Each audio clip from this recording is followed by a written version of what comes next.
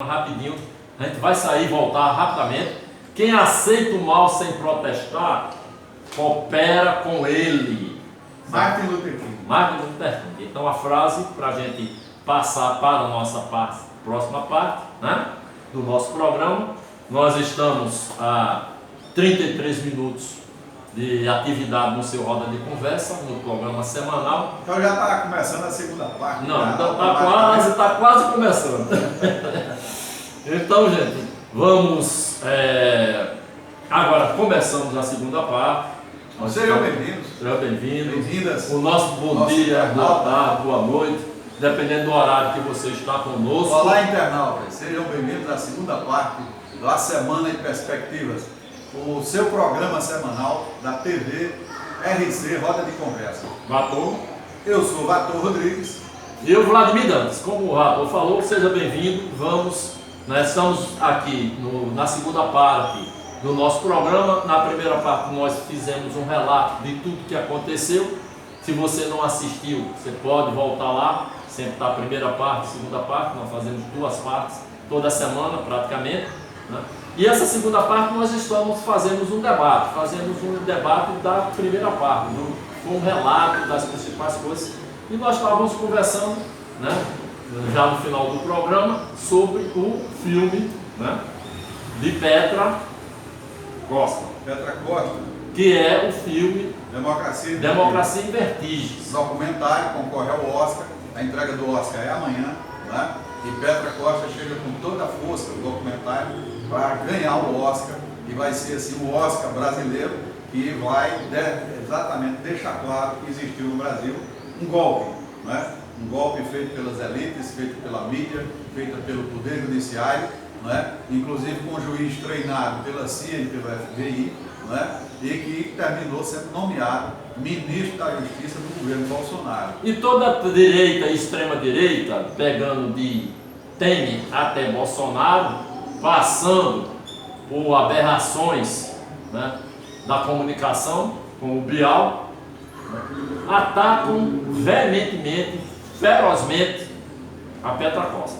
Você assistiu o documentário, Vladimir? Assisti o documentário, vou assistir de novo. Ele vai, inclusive, até o impeachment, né? Não vem essa outra parte que a gente falou aqui, com relação à prisão do Lula, com relação ao Bolsonaro nas eleições, com a ajuda do juiz ladrão de Curitiba, o Sérgio Moro, que se tornou ministro da Justiça. Se tivesse essa parte também, aí é que... Reforçaria ainda mais a Petra, pela pressão que estava recebendo, ela seria assassinada.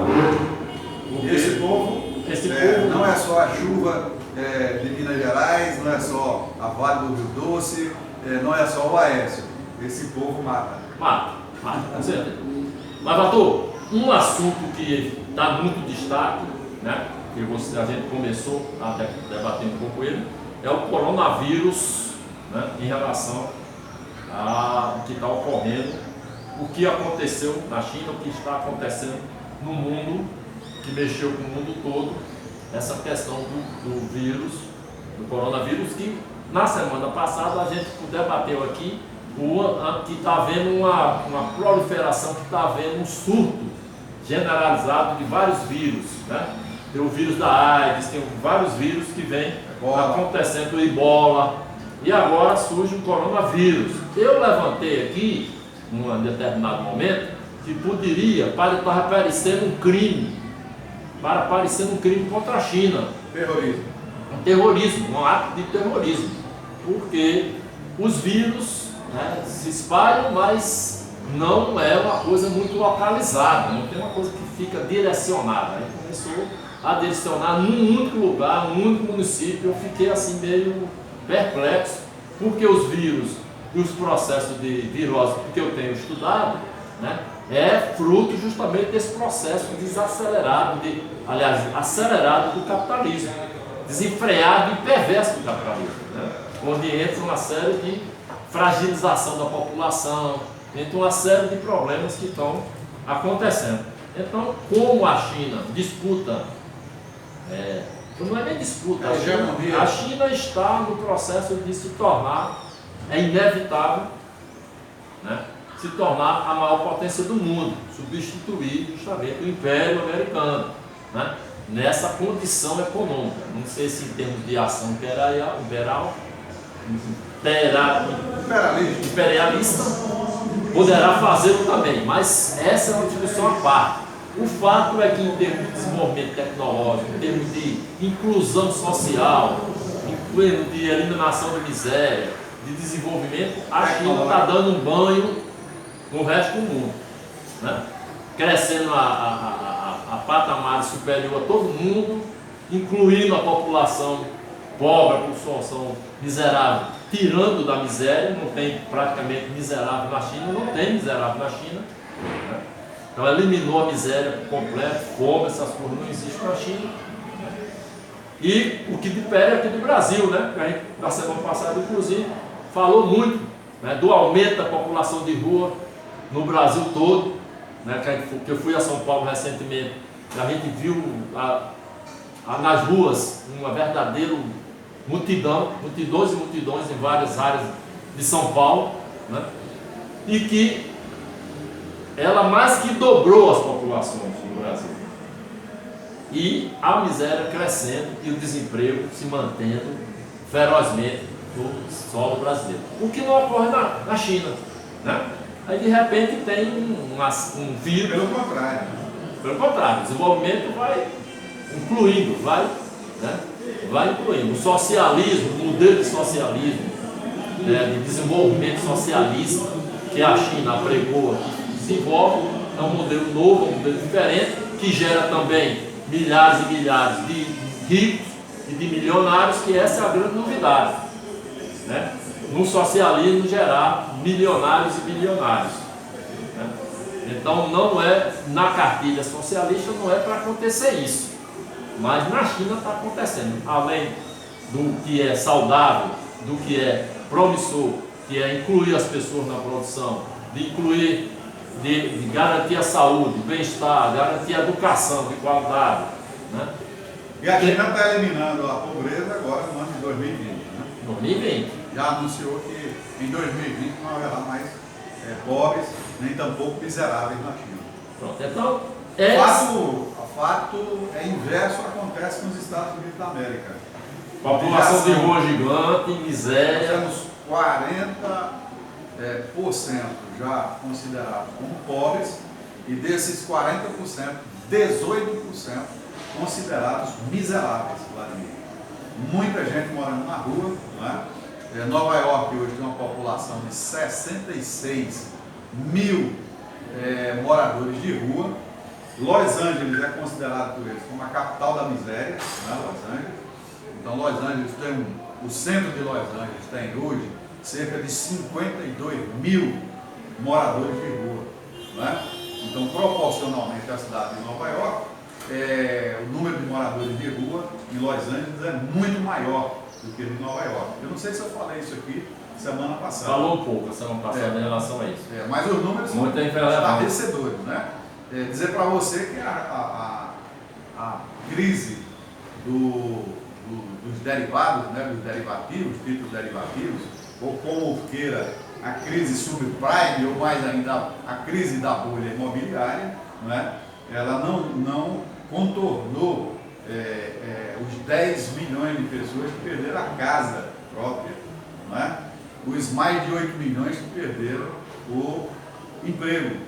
Então o Donald Trump agora está cantando vitória, que a economia norte-americana está se recuperando bem, tal, mas o grande paradoxo é que essa recuperação ela se dá para a classe média alta e para a concentração de renda em cima dos ricos, porque todos essa riqueza que foi perdida pela classe média, classe média pobre e pelos pobres, elas migraram para os ricos, numa grande concentração de renda. E você me recorda aí, falando, Vladimir, de uma passagem da Revolução Russa, não é? O Lenin, ele terminou preconizando uma aliança, não é, com correntes pré-socialistas ou correntes políticas, e uma delas pregava que era possível se chegar diretamente da Rússia feudal para o socialismo sem passar pela industrialização da União Soviética, da futura União Soviética, então da Rússia, não é? E essa corrente, Lenin combateu ela, mostrando que primeiro era preciso desenvolver os sistemas de produção, aos moldes, a maneira do capitalismo, ou seja, desenvolver o capitalismo na Rússia para poder se fazer a revolução, não é? Então era preciso constituir essa classe operária, trabalhadora, para poder se passar para um outro regime. Então é muito interessante, né? Porque essa questão ela já foi bastante debatida no início do século XX, né? Onde as alianças que foram feitas, que acabaram por tornar o partido bolchevique o partido da maioria, né? Ela se dá também nesse campo. Pois é, Bator, voltando um pouco a essa questão do coronavírus, a gente tem uma resposta contundente da China, né? Que preparamos hospitais, na China em 10 dias, para atender mais de 1.000 pessoas, né? Foram 2 hospitais de campanha construídos. 2 hospitais. Um deles atende 1.500 pacientes. Né? E mobilizando todo o esforço. No início houve uma polêmica aqui no governo do Bolsonaro, porque ele resolveu dar as costas, como sempre, ele queria dar as largar costas. as pessoas dar as costas ao povo brasileiro. Aliás, ele preconizou, inclusive, o casal das Filipinas que ficasse lá, que não viesse nem. Aí depois houve uma repulsa a esse comportamento da população, dos partidos, das lideranças e tal. E ele voltou atrás, o governo voltou atrás e pegou lá, foi pegar as pessoas e botou 2 aviões. Botou 2 aviões para trazer lá para Goiânia, né? Uma base em Anápolis. Em Anápolis, Goiás, no estado de Goiás. Onde ficarão em quarentena. Aqui também, entre outras, a iniciativa da China. Antes disso, Vladimir, só um detalhe. Você sabe como o governo Dória enfrentou a questão do coronavírus? Não sei. Não, você está com sintomas, você fica em casa, você não sai. Mas se você sair, então você procure usar máscara, não é? Então, não houve cadastramento das pessoas que estão com sintomas, não houve quarentena para essas pessoas continuaram e tudo totalmente irresponsável, né? Totalmente despreparado, totalmente incompetente e, acima de tudo, né, aquele que se projetou como empresário, como um realizador, um homem, a gente sabe que é um grileiro, mas na verdade não se preparou, não soube nem como enfrentar o estado mais rico da federação, sequer tinha um plano para enfrentar o coronavírus. Pode um negócio desse? Então é dessa maneira que esse governo, esse desgoverno, liberais aqui querem se comportar com relação ao coronavírus. Que aliás tem um baixo impacto, né, ele não possui a letalidade, né, que se dizia que se propagava. Porque você tem praticamente hoje 15 mil casos no mundo inteiro. Desses 15 mil casos você tem cerca de 640 vítimas fatais, né, com óbito. Então não chega a ser assim um grau muito avançado de letalidade, né? Mas que requer, no mínimo, para o governo, o que foi feito na China. Na China houve o isolamento da província, houve a quarentena para aqueles que apresentam os sintomas, os testes que eram feitos para se ter um diagnóstico em 3 dias, esses testes avançaram e passaram para 20 minutos. E agora são apenas, se não me falha a memória, são apenas 15 minutos, aliás 3 minutos, aí você já tem um diagnóstico. Se está ou não contaminado. Sim, o tipo de exame que tem aqui também, Valtor, uma pesquisa da Universidade Agrícola do Sul da China, que já aponta um dos mamíferos que poderá possivelmente ter sido hospedeiro intermediário do coronavírus. É um mamífero em extinção. Porque isso é importante identificar onde é que está a causa, né? Por onde é que começou, quem foi os hospedeiros, quem foi.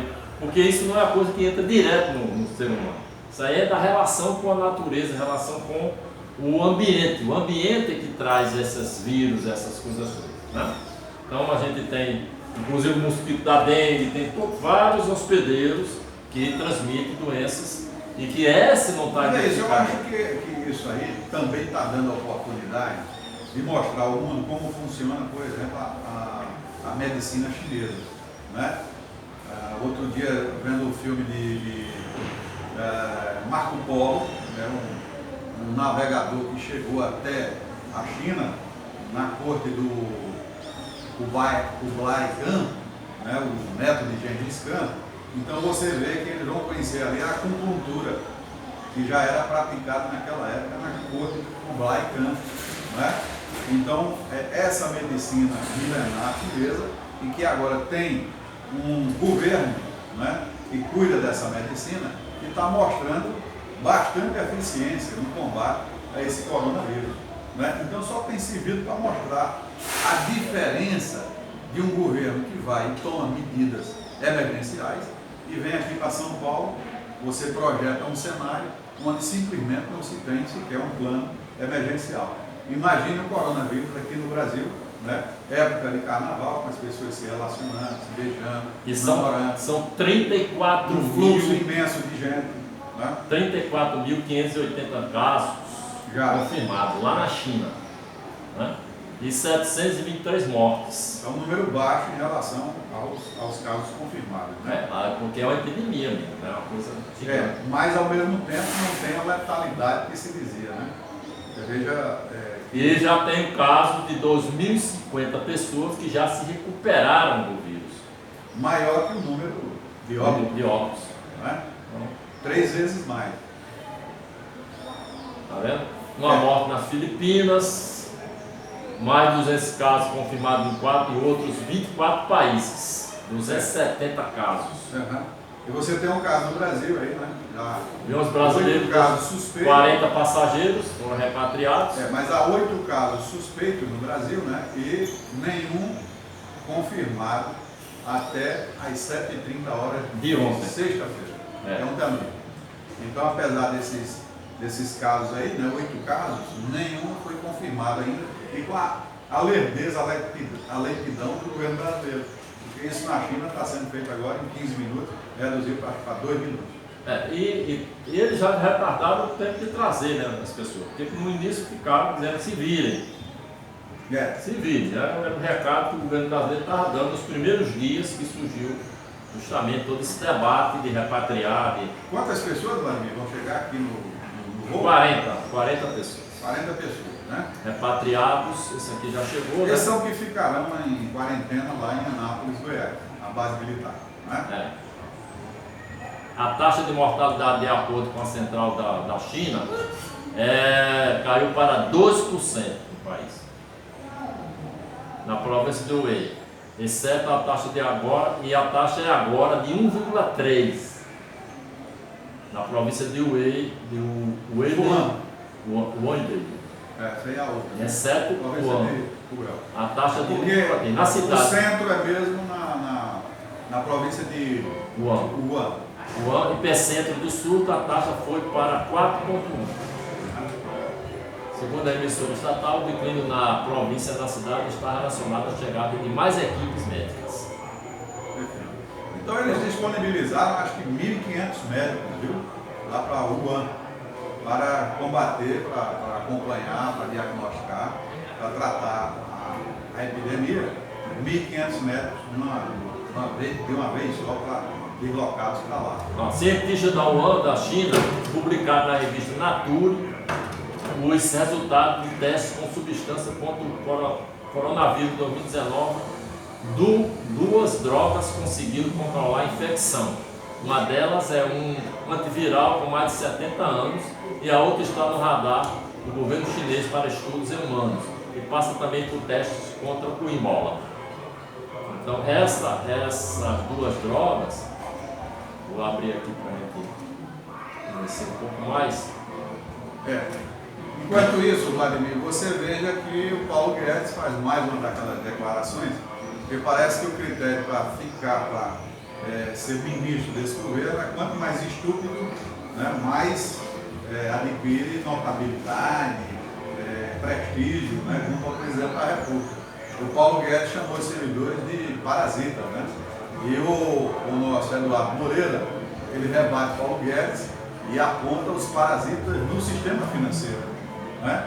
Então existe, se é que existe parasitas, servidores públicos, né?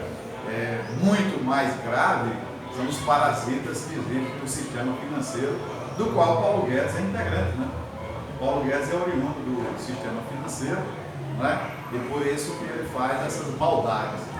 Então você pega um ministro que chama o servidor público de parasita. Você tem do outro lado um presidente que diz que nós somos inferior aos japoneses. Depois ataca a educação do Nordeste, que foi outro problema essa semana, né? Na inauguração de uma escola militar, acho que em São Paulo, né?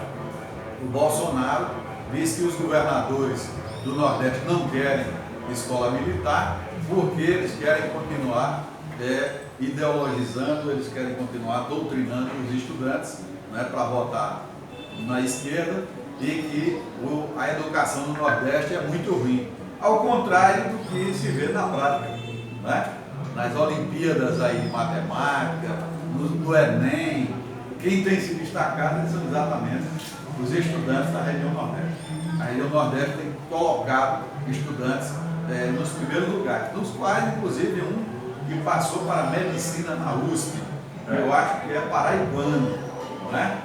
Um paraibano que se classificou. Eu viajei para São Paulo recente, do meu lado estava uma jovem fazendo mestrado, que é aqui de Rio Pinto, Mongaguá, Pacará, que é a região de Rio Pinto, fazendo mestrado na USP. Aqui no interior, sou humilde. Mataraca. De Mataraca para o mundo. Para o mundo. Na USP fazendo mestrado em TI, ela está fazendo TI. A parte de tecnologia da informação. Então, não condiz esse comportamento cada vez estúpido, cada vez antipovo, e ainda aí com a claque, com um grupo, né, fechado, com esse estúpido que é o presidente da República. Eu não tenho dúvida, Pato, que fechando essa questão do coronavírus, para puder tentar, que a resposta da China está sendo contundente, eficiente, tecnologicamente capaz de sanar essa questão em pouco tempo, né? Eu acredito que não vamos passar por mais 2, 3 meses que esse vírus vai estar totalmente controlado e com o seu eficaz vacina. Mas há uma questão que está colocada, né? Isso foi uma tentativa, isso vai ser bem respondido, isso fica no ar.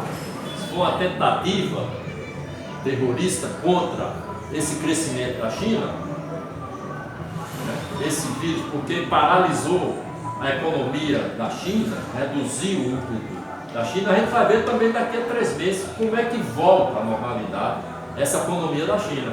Se volta numa velocidade até maior, eu imagino que vai voltar com mais ímpeto, por conta do processo lá que está colocado, que é irreversível, no meu modo de entender. O que está colocado, Vladimir, é o seguinte: toda vez que os Estados Unidos da América tentam combater o avanço da economia chinesa, eles precisam compreender uma coisa: hoje a economia do mundo começa a ficar dependente da China. Primeiro, pelo grande volume de investimentos que a China tem para aplicar na chamada Rota da Seda, nova Rota da Seda. Então, o mundo inteiro depende de financiamento chinês para fazer obras de infraestrutura. Pois é, o que é preocupante, no meu modo de entender, é que nós precisamos de ter um processo de desenvolvimento, né, em cada país. A China precisa desenvolver bastante, mas o Brasil precisa desenvolver, o Oriente Médio, todos os países precisam terem seu desenvolvimento assegurado.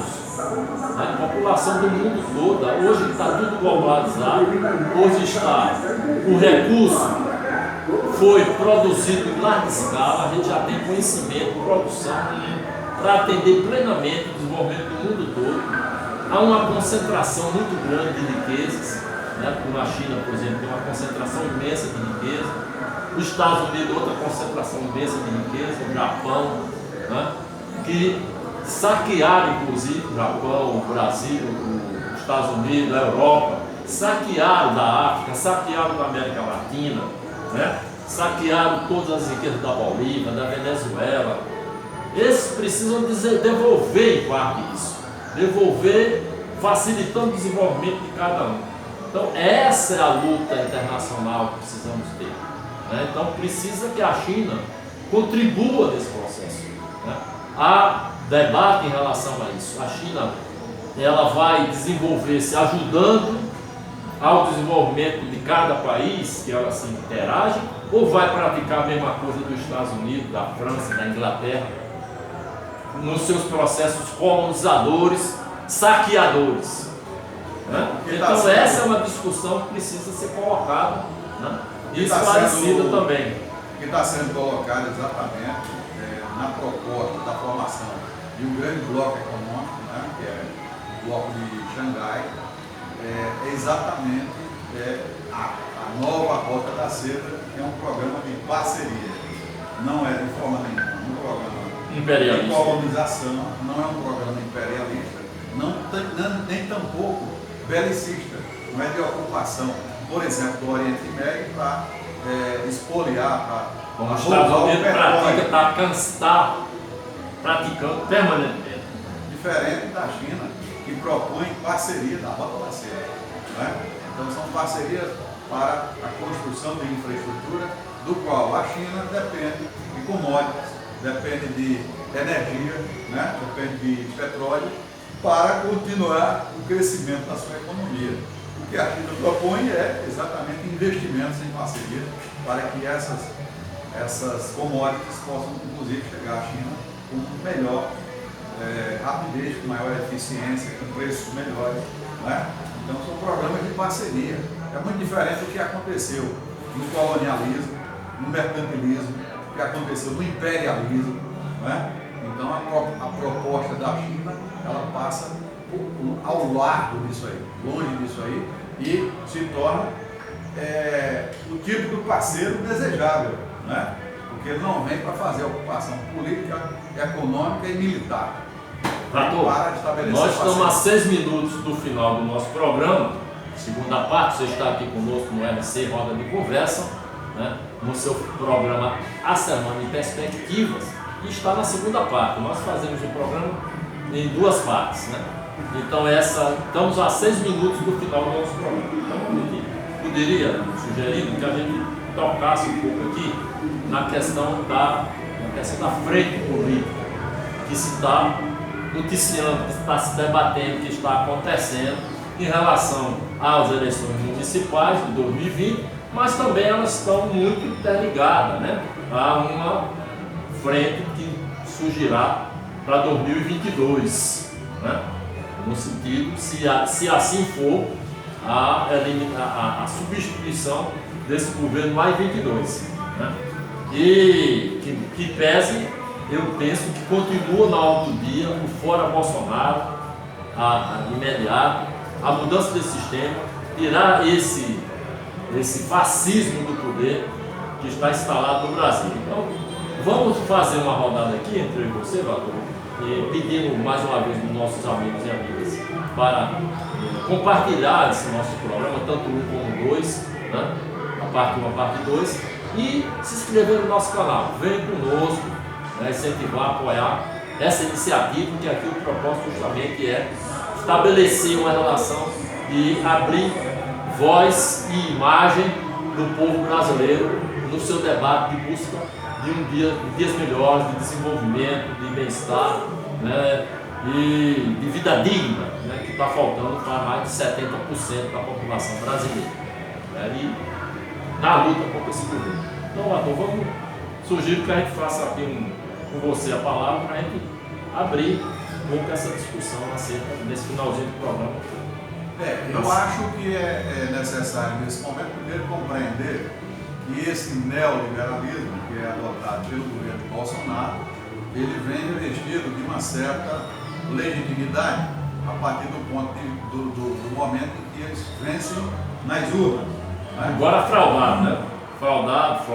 Mesmo fazendo com que o juiz de Curitiba tire o Lula do processo eleitoral, não deixe ocorrer, né? Mas eles meio que se legitimam porque é o resultado, inclusive aceito pelo Partido dos Trabalhadores. O próprio Lula, né, já chegou a afirmar de que ele foi eleito e, portanto, nós temos agora que fazer oposição a esse governo. Então, dentro dessa perspectiva, que nós não concordamos, né, o que nós fazemos na leitura é de que a eleição ela é um elemento importante. Nós precisamos participar das eleições, disputar as vagas no legislativo, a influência a partir do legislativo, a divulgação das nossas ideias a partir de um mandato popular, mas nós não podemos perder de vista de que é preciso construir uma frente que seja de cunho político e ideológico. Nós precisamos estar convictos de que é preciso readquirir uma maioria que ela pode nos levar à vitória eleitoral, mas, sobretudo, impulsionar para um outro momento. Né? Nós não devemos arriar as bandeiras, por exemplo, da Revolução. Precisamos fazer a Revolução. E, para isso, é preciso trabalhar muito a questão da formação. É preciso levar ao debate da teoria, ao debate das ideias, ganhar o conjunto da população ideologicamente e politicamente com a nossa teoria, entendeu? Então, diante disso aí é que eu vejo vislumbra a formação de frentes amplas para que a gente possa, a partir de um consenso, esse consenso é se contrapor ao governo Bolsonaro, um governo praticamente em cima do neoliberalismo, da desnacionalização da economia, do avanço do campo rentista, do campo financeiro, não é? O desmonte das políticas do bem-estar social, das políticas compensatórias e, portanto, é com base nisso que a gente tem que avançar na construção de uma frente. Pois é, aí nos resta dar um abraço, né, muito caloroso, democrático, você, meu amigo, minha amiga, pedir você aquele like, pedir aquele compartilhamento, pedir aquela inscrição, né? E estamos encerrando o nosso programa, né? Em grande instância nós vamos estar encerrando o nosso programa e convidá-lo, né, para ficar conosco aqui toda semana. Nós vamos ter algumas inovações, nós estamos inaugurando, né, uma nova etapa do seu RC Roda de Conversa e nós vamos ter também, né, um programa que a gente pretende ser diário, que vai debater a cidade de João Pessoa, Paraíba, o Brasil, mas com foco na luta política, na luta de classes, do dia a dia da população paraibana, da população pessoense, da população brasileira. Então, a gente pretende trazer as agendas da luta política, da luta de esquerda, da luta progressista, da luta